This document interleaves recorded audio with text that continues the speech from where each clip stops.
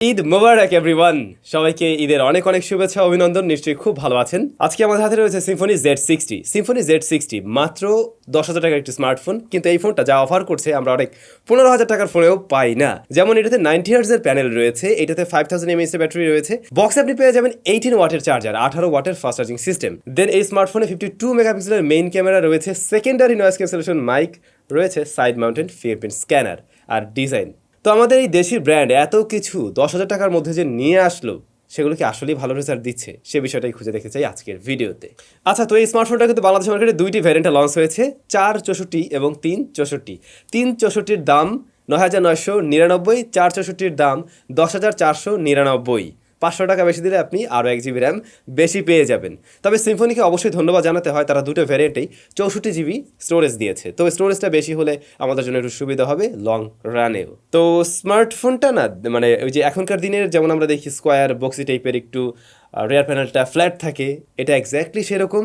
রেয়ারটা দেখে আপনার মনে হবে একদমই গ্লাস, বাট এটাতে ফিঙ্গারপ্রিন্ট বসে অনেক বেশি, যে এমনটাও না, একটু মুছে টুছে নিলে মোটামুটি ক্লিয়ারই রাখা যাবে। তবে আপনি কেস ব্যবহার করতে পারেন। বডি ফ্রেম সেটাও প্লাস্টিকে তৈরি। ক্যামেরা মডিউল ঠিক না, ক্যামেরার যে কি বলা যায় রিংগুলো, সেগুলো সেপারেট করা, দেখতে সুন্দর লাগছে আর কি। উপরে সেকেন্ডারি নয়েজ ক্যান্সেলেশন মাইক রয়েছে, যা আমরা এখনকার দিনে অনেক 20-22 হাজার টাকার স্মার্টফোনেও দেখি না আর কমপ্লেন করি।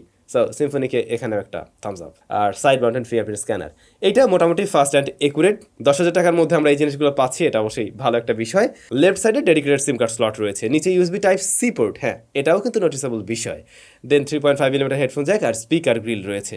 এখনকার দিনে দাঁড়িয়েও আমরা অনেক মনে হয় 12, 13, 14 হাজার টাকার ফোনেও দেখেছি ইউ শেপ ওয়াটার ড্রপ নস। সেখানে সিম্ফনি একটা কাজের কাজ করছে, যে একটা পেন্সিল কাটার দিয়ে স্মার্টফোনটা নিয়ে আসছে।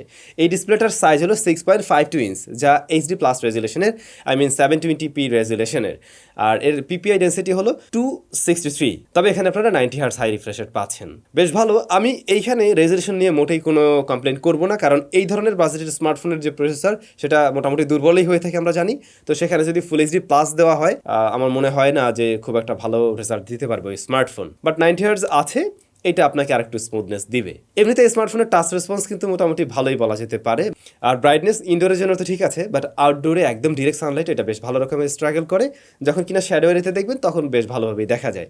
আর এর যে পেন্সিল কাটারটা, এটা যদি একদম সাইড থেকে আপনি লক্ষ্য করেন, তাহলে কিছুটা হয়তো আপনি একটু শ্যাডোর মতো লক্ষ্য করবেন। এই ডিসপ্লেতে কোনো ধরনের প্রোটেকশন আছে কিনা জানা নেই, সাজেশন থাকবে একটা প্রোটেক্টর ব্যবহার করার।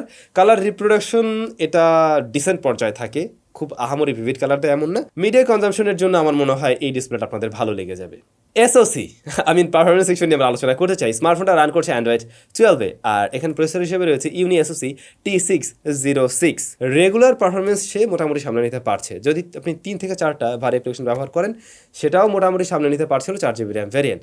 যদি কিনা আপনি এখানে অনেকগুলো অ্যাপস ব্যবহার করতে চান, তাহলে সেই ক্ষেত্রে দেখবেন যে লাস্টের দিকের অ্যাপস অনেক সময় একটু ক্র্যাশ করছে, মানে ওপেন করে রেখেছেন, কিছু সময় পরে গিয়ে ওপেন করতে গিয়ে দেখবেন যে সেটা হয়তো আপনি ওপেন করতে পারছেন না, এমনটা হতে পারে।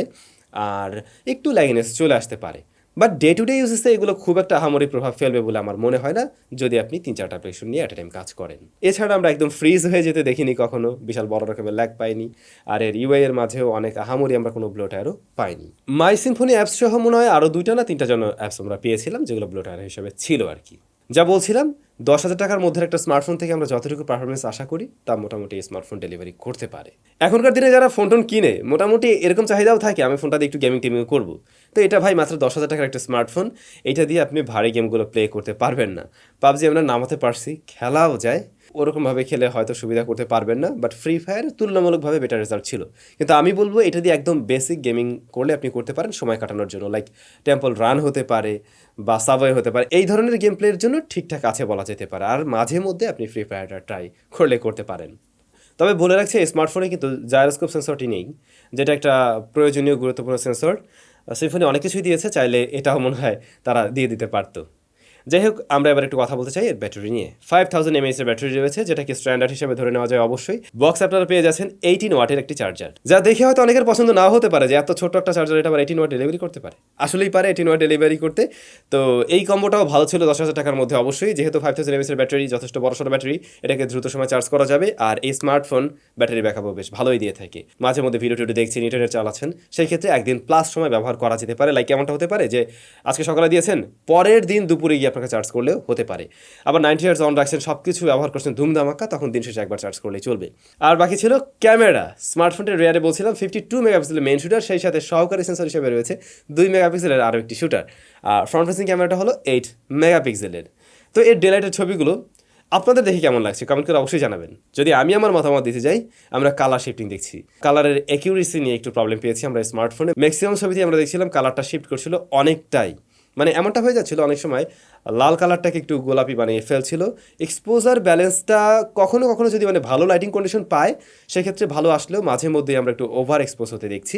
এর বাইরে প্রপার লাইটিং কন্ডিশনে ডিটেল 10,000 টাকার একটা ফোন অনুযায়ী ঠিকঠাক ধরে রাখতে পারে, বাট লো লাইটে গেলে সেটা অনেকটাই সফট করে ফেলে। যদিও এখানে নাইট প্রো নামক লো লাইট মুড বলতে কিছু একটা আছে, সেটা অন করে নিলে তুলনামূলকভাবে বেটার আউটপুট পাওয়া সম্ভব। পোর্ট্রেট মুড আছে, ব্যাকগ্রাউন্ড ব্লারনেসটা অনেকের কাছেই হয়তো একটু আর্টিফিশিয়াল লাগবে, যেমনটা আমারও লাগছে। আর মেইন সাবজেক্টের কালারটা এখানেও আমরা দেখছি কিছুটা শিফট করছে। এটা যদি একদম মোটামুটি নিউট্রাল একটা লাইটিং কন্ডিশন পায় তখনই ভালো ছবি দিতে পারছিল আর কি পোর্ট্রেট মোডে। ফ্রন্ট ফেসিং ক্যামেরাতেও আমরা সেম বিষয়টা লক্ষ্য করছি, কালার শিফটিং দেখা যায়। পাশাপাশি যদি রিয়ারে অনেক বেশি হাইলাইট চলে আসে, এক্সপোজার ব্যালেন্স করতে গিয়ে একটু হিমশিম খাচ্ছিল, মানে ডাইনামিক রেঞ্জেরও কিছুটা এখানে অভাববোধ করছি আমরা। বাট যদি লাইটিং সিস্টেমটা আপনার অনুকূলে থাকে তাহলে মোটামুটি একটা চলনসই ছবি পাওয়া সম্ভব এর থেকে।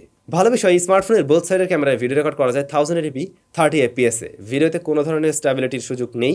স্ট্যাবলভাবে যদি শ্যুট করতে পারেন তাহলে কাজে লাগাতে পারবেন এর ভিডিওগুলো। যদিও এখানেও আমরা এক্সপোজার ব্যালেন্সে একটু ইস্যু লক্ষ্য করছিলাম। ওভারঅল ক্যামেরায় আমার মনে হয় সিম্ফনি আর একটু বেটার রেজাল্ট বা আর একটু বেটার আউটপুট যদি দিতে পারতো তাহলে এই স্মার্টফোনটা মানে এই বাজেটে একদম অলরাউন্ডার হয়ে যেত। এতে আমরা মনো স্পিকার পেয়েছি নিচে একটাই, যা মোটামুটি লাউড, তবে এটার থেকেও আমরা মাঝে মধ্যে কিছুটা ডিস্টরশন পাচ্ছিলাম অনেক সাউন্ডেই। তো এই ছিল আমাদের দেশি ব্র্যান্ড সিম্ফনির নতুন আকর্ষণ। ঈদে তারা এই স্মার্টফোনটি নিয়ে এসছে।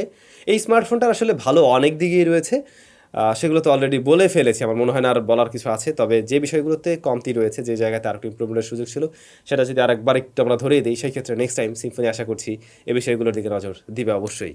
যেমনটা আমি বলছিলাম, এর ক্যামেরাতে আসলে অপটিমাইজেশন আর একটু সুযোগ ছিল।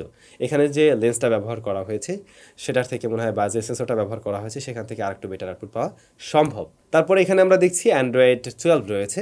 13 দিয়ে আসলে একদমই লেটেস্ট কিছু পাওয়া যেত, আমরা জানিও না এটা ভবিষ্যতে আসলে অ্যান্ড্রয়েড 13 দিয়ে আসবে কি না। আর যদি এই সমস্ত বিষয়গুলোকে দূরে সরিয়ে রাখেন তাহলে কিন্তু এই স্মার্টফোনটা 10,000 টাকার মধ্যে one of the best smartphone এবং রিকমেন্ড করার মতো। আপনাদের কাছে কেমন লাগলো অবশ্যই কমেন্ট করে জানাবেন। সবাই ভালো থাকবেন, দেখা হচ্ছে একদম নতুন ভিডিওতে। আরও একবার ঈদের শুভেচ্ছা থাকলো।